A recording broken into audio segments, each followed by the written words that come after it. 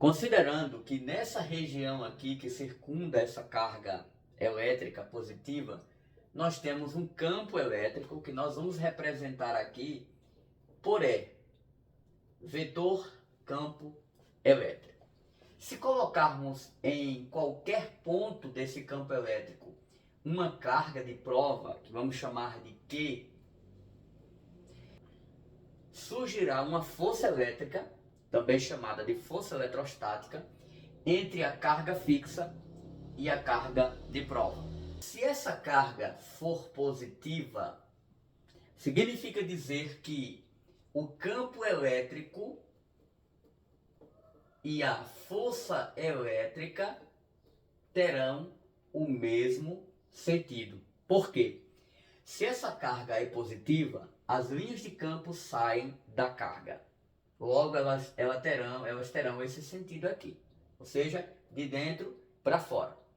Como se trata de cargas positivas, há uma força de repulsão. Então, a força está atuando para cá, da mesma forma que aqui nós teríamos uma força atuando para cá. Tá? Ou seja, o sentido da força. É uma força de repulsão. Muito bem. Se essa carga for uma carga negativa, vamos pensar aqui em um outro ponto, colocando aqui uma outra carga de prova, que vamos chamar de Q negativo. Então, o campo elétrico continua atuando para fora, porque ele se origina nessa carga fixa. Então, o campo elétrico aqui atua para fora, aponta para fora da carga. Como as cargas têm sinais opostos, essa carga é negativa, essa carga é positiva, então a força será de aproximação. Portanto, a força elétrica tem um sentido oposto ao sentido do campo elétrico. Só recapitulando, se a carga de prova for positiva, o campo e a força terão o mesmo sentido, seja para fora, seja para dentro.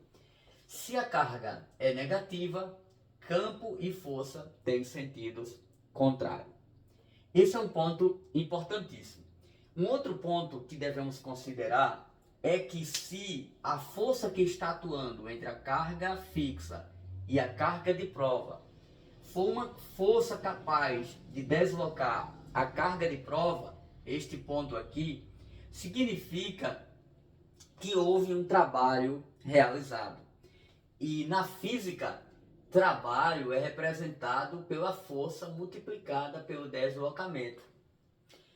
Essa força que faz com que essa carga se desloque, ela está relacionada ao trabalho, e o trabalho indica exatamente a energia que está associada à carga, fazendo esta carga se deslocar.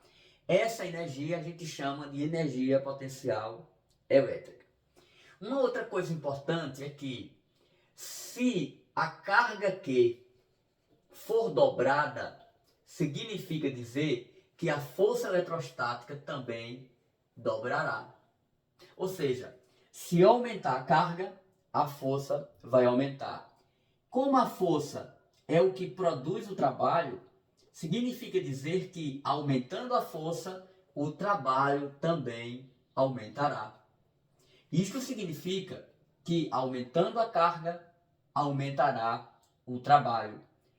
Portanto, podemos dizer que a relação entre trabalho e carga é uma constante. Essa constante recebe o nome de diferença de potencial. Diferença de potencial ou tensão elétrica. Também é chamada de voltagem elétrica. Isso significa que essa diferença de potencial equivale ao trabalho dividido pela carga.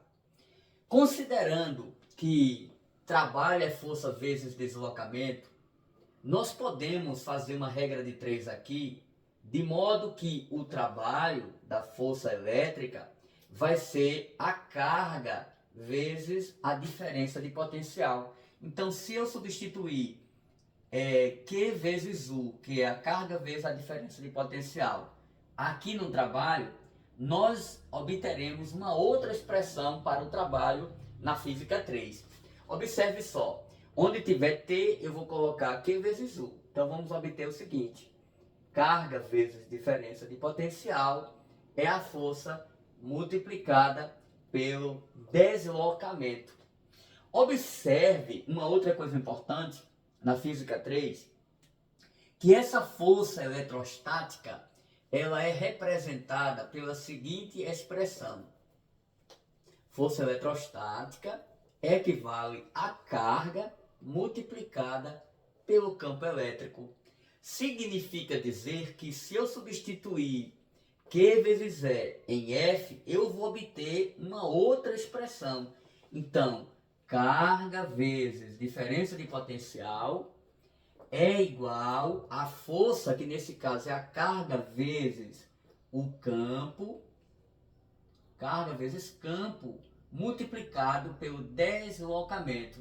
Então observe que eu posso cortar a carga com a carga em ambos os membros. Então eu vou obter o seguinte: diferença de potencial é o campo multiplicado pelo deslocamento. Então, o que é que significa? Que esse campo elétrico pode ser dado também em termo da diferença de potencial.